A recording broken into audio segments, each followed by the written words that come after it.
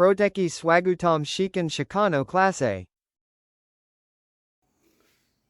সুপ্রিয় শিক্ষার্থীবৃন্দ এবং যারা আমার শিখন ক্লাসে দেখছেন এবং দেখবেন প্রত্যেকে সাদর সম্ভাষণ এবং আন্তরিক অভিনন্দন। আমি আজকে দেখাবো 3 ক্রমের ম্যাজিক বর্গ। তো 3 ম্যাজিক বর্গের সংখ্যাটা কত হবে সেটা আমরা 3 ক্রমের ম্যাজিক সংখ্যা হবে 3 গুণ 3, তার মানে 9টি।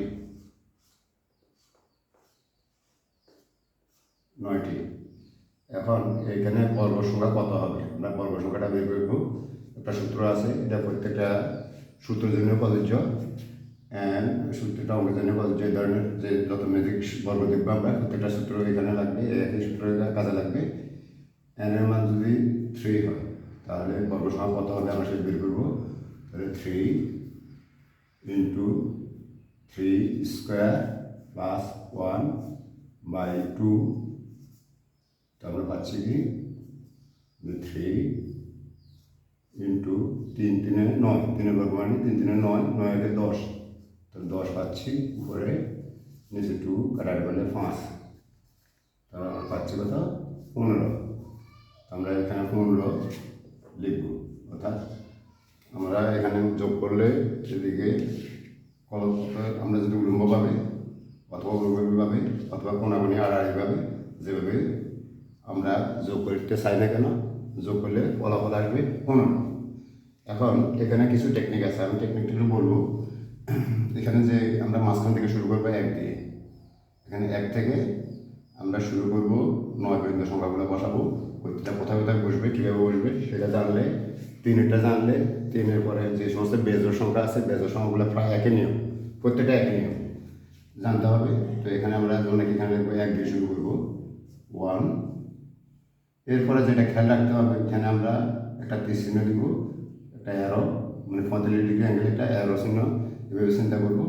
আমাদের এখান থেকে যখন 1 শুরু হলো, এখান থেকে শুরু হওয়ার পরে এখানে যাওয়ার কথা, কিন্তু এখানে দেখা গেছে কোনাগুনি কোনো ঘর নাই। এদিকে যদি ঘর না থাকে, যে দিকে ঘর আছে সেই দিকে একেবারে সর্বশেষ নিচে যাবে, তাহলে 1, এটা হবে 2। আশা করি বুঝতে পারছি। আমি এই জিনিসটা আবার বলছি যে এখানে 1 মাঝখান বরাবর 1 হলে এখানে আমরা কোনাগুনি বরাবর দেখবো যে কোনো ঘর নাই, যেদিকে ঘর আছে সেদিকে বরাবর আমরা তার পরবর্তী সংখ্যাটা লিখবো, 1-এর পরে 2 লিখবো এখানে। এরপর আবার এখানে দেখবো, এখানে যদি আমরা দেখি সেখানে আমরা দেখতেছি কি যে এখানে এদিকে কোনো ঘর নেই, না থাকাতে এদিকে ঘর আছে, আমরা এটার ডাউনে একেবারে নিচে টানতে যাবো, তারপরে এখানে আমরা 3। এখন এই নিয়মটা ফলো করলে আমরা যদি দেখি এদিকে আসতেছে কথা, এদিকে 3টা, এখানে 3-এর পরে এখানে 4 আসার কথা, কিন্তু 4 এখানে নাই, দেওয়া যাচ্ছে না। তাহলে আমরা এই 4টে বা 4টা লিখবো কোথায়, এদিকে আমরা নিচে থাকবো না, এখানে পারবো না, আমরা এখানে এর পর নিচে যেটা আছে 3-এর নিচে এখানে 4টা বসাবো 4। তারপরে আমরা এখানে কোনা বরাবর যথাক্রমে এই কোনা বরাবর আমরা লিখবো 5, এরপরে আবার কোনা বরাবর 6, ঠিক আছে। এখন দেখা গেছে একই অবস্থায় যে এখানে 3-এর ক্ষেত্রে যেটা ঘটছে, এখানে 6-এর ক্ষেত্রে একই জিনিস ঘটতেছে। 6-এর ক্ষেত্রে আমরা এখানে কোনো ঘর পাচ্ছি না, কোনো ঘর পাচ্ছি না, তাহলে আমরা এই ঘরটা কোন দিকে যেতে পাচ্ছি না, তাহলে আমরা কী করবো, এ বরাবর নিচে লিখবো, 6 বরাবর এখানে নিচে 7 লিখবো। লেখার পরে আমাদের আবারও যেদিকে কোনো ঘর নেই, তাহলে আমরা এদিকে ডাউনে নিচে সর্বশেষ এদিকে আমরা এখানে লিখবো 8। আবারও এদিকে এক অবস্থায় আমরা যদি দেখি যে কোনো ঘর নাই, তাহলে এখানে ডাউনে 9।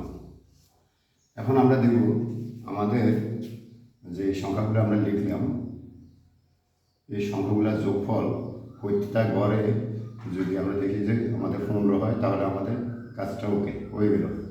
তো আমরা দেখি 15 হয় কিনা। যেমন যদি আমরা পাশাপাশি আমরা যদি এইভাবে সরাসরি দেখি এই রোগুলো, তাহলে রোগুলোতে আমরা কী পাচ্ছি আমরা দেখি। রোগুলোতে পাচ্ছি এখানে 8 একে 9, 9 সে 15, এটা হয়ে গেল, মিলে গেল। তারপরে 3, 5 8, 8 7 15, এটা মিলে গেল।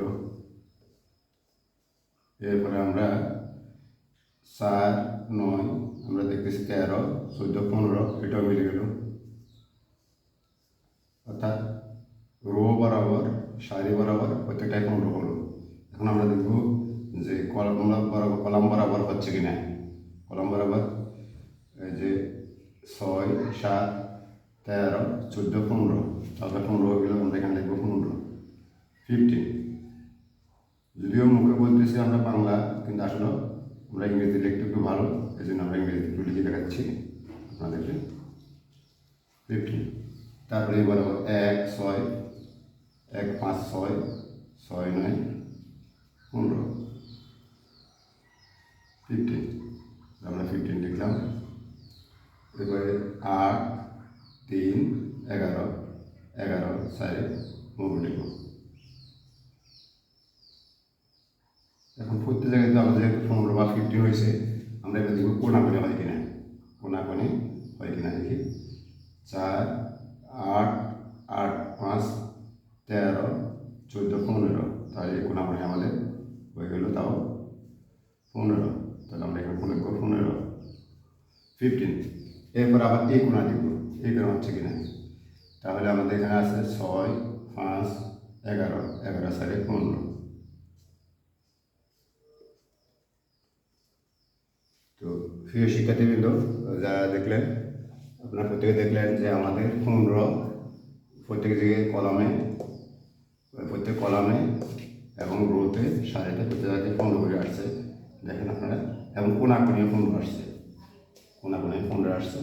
তাহলে আমাদের এই যে বর্গ সংখ্যার যে যোগফল আমরা যে পাইলাম, যোগফলটা হলো 15।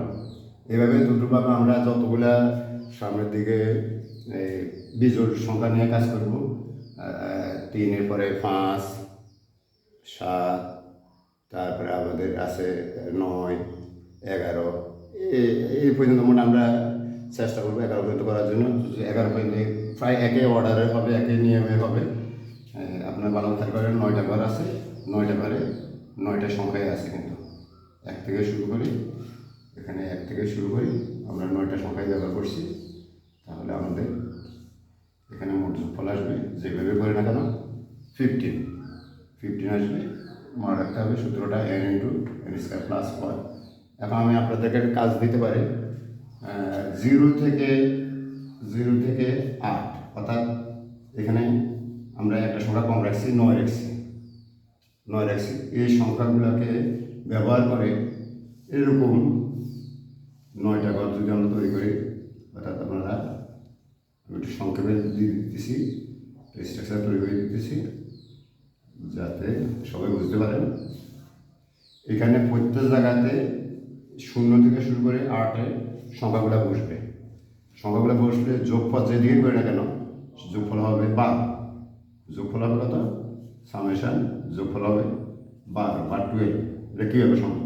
অর্থাৎ আমরা যদি সারিতে করি, সারিতে অথবা কলামে যেদিকে করি, অথবা কোনাকুনি যেদিকে করি না কেন প্রত্যেক দিকে হবে 12।